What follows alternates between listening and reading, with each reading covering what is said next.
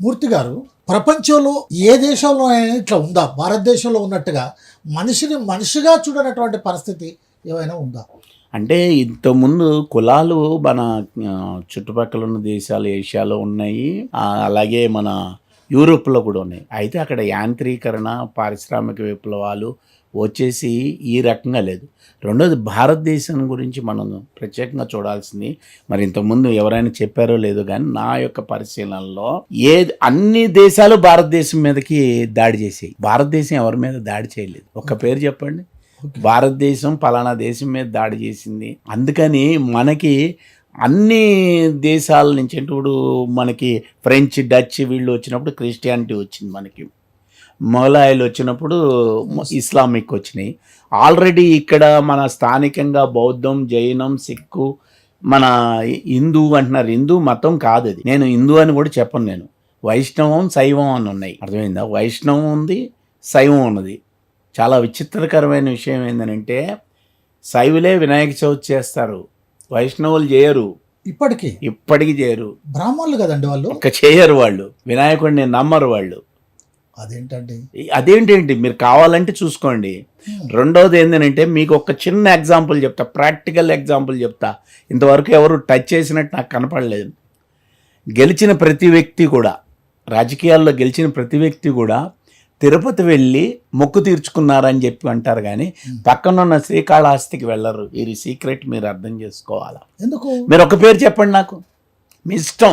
ఇంతమంది ముఖ్యమంత్రులు అయ్యారు కదా, ప్రధానమంత్రులు అయ్యారు కదా, రాష్ట్రపతులు అందరూ అయ్యారు కదా. తిరుపతి వెళ్ళారని మీరు పేపర్లో న్యూస్ చదివారా? పక్కనున్న శ్రీకాకుళం, అది శ్రీకాళహస్తి వెళ్ళారని చదివారా? ఎక్కడ చెప్పండి నాకు, ఒక్క ఇన్సిడెంట్ చెప్పండి. అంటే శివుడు వాళ్ళ దేవుడే కదా. కాదు, శివుడు శూద్రులకు సంబంధించిన దేవుడు.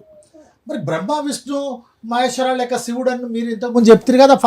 అది నేను మీకు ఎందుకు చెప్పాను, నేను ఇక్కడ ఉండే ఆచార వ్యవహారాలకు సంబంధించిన ఆ శ్రామిక వర్గాన్ని, ఆ శూద్ర వర్గాన్ని గుప్పెట్లో పెట్టుకోవడానికి వీళ్ళు ముగ్గురు ఒకటే అని చెప్తారు. కానీ ఈ రోజు కూడా సంబంధించిన వ్యక్తి ఆ శివుడు శ్రామిక వర్గానికి సంబంధించిన వ్యక్తి, ఈ నల్ల జాతి వాళ్ళ వ్యక్తి. అందుకనే మీరు దశావతారాలు చూడండి. నేను ఇప్పుడు చెప్తే చాలా మంది ఫీల్ అవుతారేమో నాకు తెలియదు, కానీ దశావతారాల్లో శివభక్తుల్ని చంపడానికి విష్ణువు అవతారం ఎత్తాడు తప్ప శివుడు ఎక్కడైనా అవతారం ఎత్తాడా? శివ అవతారాలను ఉన్నాయా? మీరు ఒక్క పేరు చెప్పండి నాకు. దశావతారాలు మొత్తం అన్ని విష్ణు సంబంధించినవే కదా. అంటే ఈ ఆర్యన్ కల్చర్ అంతా కూడా దశావతారాల్లో ఉంటది. రావణ బ్రహ్మ కావచ్చు, హిరణ్యకశిపుడు కావచ్చు, హిరణ్యాక్షుడు కావచ్చు, ఎవడైనా కావచ్చు, వీళ్ళందరూ శ్రామిక వర్గం, శివభక్తులు. గొప్ప విషయం చెప్పారండి, మంచి విషయం చెప్పారు. మీరు ఒక ఉదాహరణ చెప్పండి. మీరు నా వయసు వారే కదా, నేను ఇగో ఇది విన్నాను, ఇది తప్పు అని చెప్పండి. ఎక్కడైనా ఇప్పుడు కేసీఆర్ గారు ముఖ్యమంత్రి అయ్యారు, వీళ్ళు చెప్పినట్టు వినలే. కానీ ఒకటి విన్నా, వీళ్ళే రాక్షసులని, వీళ్ళే మనుషులు తిట్టరని, వీళ్ళే అది ఇప్పటికీ ఆ ప్రచారం ఉంది. వాళ్ళేమో చంపుతారు, ఇప్పుడు వీళ్ళేమో చస్తారు, సచినాలుడే రాక్షసులు అంటారు. ఉదాహరణ చేద్దాం. బలి చక్రవర్తి అవును వామన్ రూపంలో వచ్చి 3 అడుగులు అడిగాడు. ఆయనకు ఉండే 2 అడుగులు కదా, 2 కాళ్లే కదా. అవును. ఒకటి శిరస్సు మీద పెట్టి తొక్కేశాడు, రెండోది ఆకాశానికి పెట్టాడు, మరి 3వది ఎక్కడ పెట్టాడు? మొత్తం అంతా ఆకుపోయి. అంటే ఇవన్నీ కూడా రాక్షసులు, అంటే కష్టపడే వాళ్ళందరికీ రాక్షస రూపం కల్పించి, మనకు కూడా ఈ కష్టపడేవాడు కూడా అవతలవాడు మా అధికారి రాక్షసుల్లాగా ఉన్నాడండి అంటాడు. యాక్చువల్గా వాళ్ళు రాక్షసులు గారు.